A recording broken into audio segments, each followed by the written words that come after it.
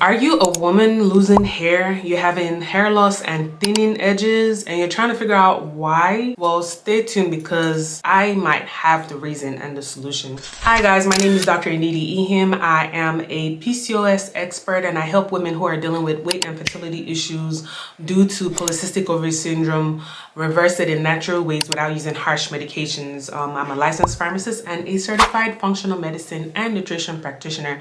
And I wanted to talk about the effects of hair loss and a reason why you might be dealing with hair loss as a woman, and also some things that you might do to change it naturally. So there are different factors that could cause hair loss. I'm going to be focusing specifically on polycystic ovary syndrome, and this could be as a result of your androgens taking over. You have too much androgens in your body. And so androgens are male hormones, or they lead to the production of testosterone.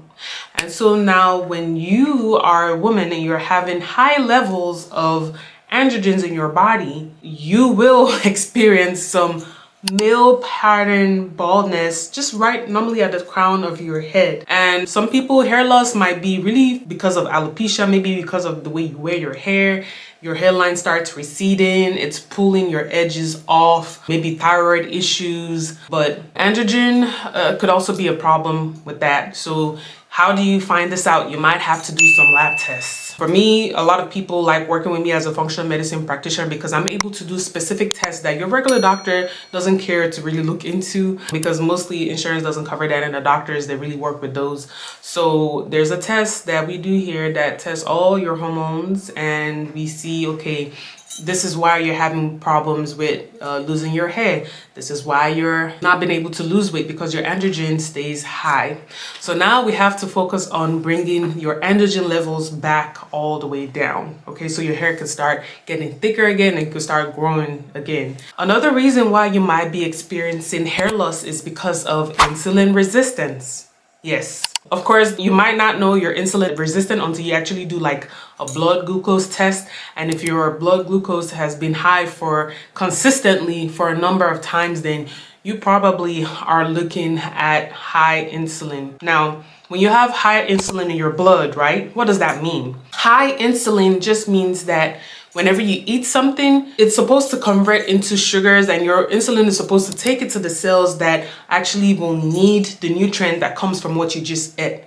But if your insulin is not working, guess what? It just stays in your bloodstream. So while it might convert it to sugars and break down and all that, it doesn't go to the cells that need them. So instead of it going to your muscle, instead of it going to your brain to help with brain function, instead of it going to your fatty cells to help you keep warm, it just stays in your bloodstream and it circles around your blood. And now you start saying, oh, somebody might be diabetic, right? They might have cholesterol issues. They might have hypertension and all these cardiac issues that come with that. Something else that comes with that, high androgen levels leading to hair loss. Yes. If you think that, oh, because you've not been able to lose weight, you just need to go to the gym and eat right, but you're still losing hair and you're not been able to lose weight, is because your insulin is being resistant. It's not working. So we need to get insulin back being sensitive. I do have another video here where it talks about supplements you can use to combat PCOS. And in that video, you see that I cover different supplements that might help you getting your insulin sensitive again. So insulin sensitivity is very, very important, because that's how it transports all the needed nutrients to the bloodstream, through the bloodstream to the cells and the organs that need them. Now we've spoken about androgens, we've spoken about insulin resistance. Guys, let's talk about lifestyle. Lifestyle is very important when it comes to trying to figure out how we can manage hair loss, because if we're still putting the wrong things in our body and we're still going on and not being consistent with the way we know we need to do things, you're not going to see a result. You're still going to keep having thinning hair. You're still going to keep losing hair. Every time you comb your hair, there's a whole lump of hair that's coming out and is not getting replaced. So we need to see if in your nutrition, you're eating very high inflammatory foods. There are some certain foods that when we eat them, they cause inflammation right away. And in some people, inflammation can express itself in several different ways. Maybe in your case, it's hair loss. Your scalp can be inflamed.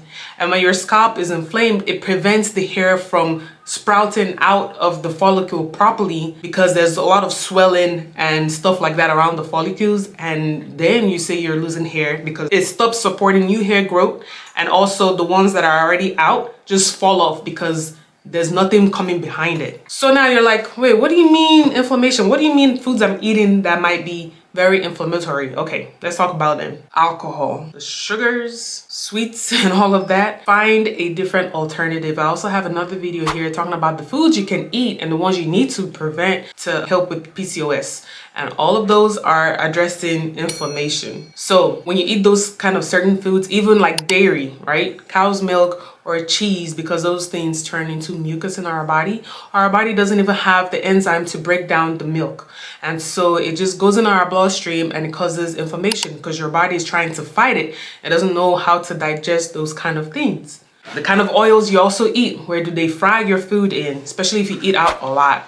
If you're getting those combos that come with the fries, those fries are fried in oils that are very inflammatory, like vegetable oils, canola oils, sunflower oils, safflower oils, which are very popular in restaurants and processed foods. Also, we need to be thinking about avoiding and replacing all these items with things that are more conducive for us, that support more anti-inflammation. You need to be drinking more water. And if you like sodas a lot, if you like the fruit juices, why don't you make them at home? Why don't you get those fruits and blend them and grind them into smoothies or juices that you could drink without having to add the extra sugars in there? Those are things that you could do for yourself starting now. You need to also have a diet that is rich in whole foods. Lean protein. When I'm talking about lean protein, like when you're buying your chickens, look for pasture-raised chicken, cage-free eggs.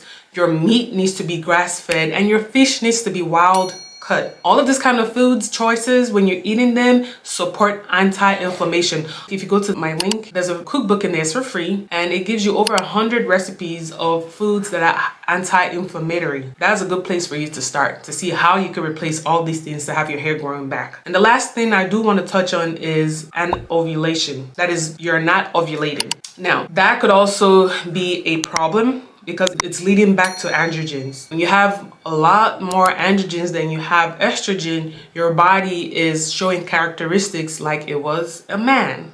And so therefore you will not have a period. And if you don't have a period, it just means you have high levels of androgens and the estrogen is barely anywhere to be found. All of these things I'm giving you are gonna replace the androgen levels to bring it down to where you can now start having a period and your hair can come back and start growing. Now, some of these things though, if they're genetic, you might not be able to do anything. But if you've tried everything that I've mentioned, because even genetics, some things could be reversed. If you do the good thing for long enough, you can mutate the expression of the bad gene, but you just need to keep giving it enough good of what it needs. You need to look for foods that are very high in antioxidants. That way it goes to help with your gene expression. But you need this consistency, and you need to carry on, and you need to be doing a whole lot of other things with it. Now, some people believe in like castor oil.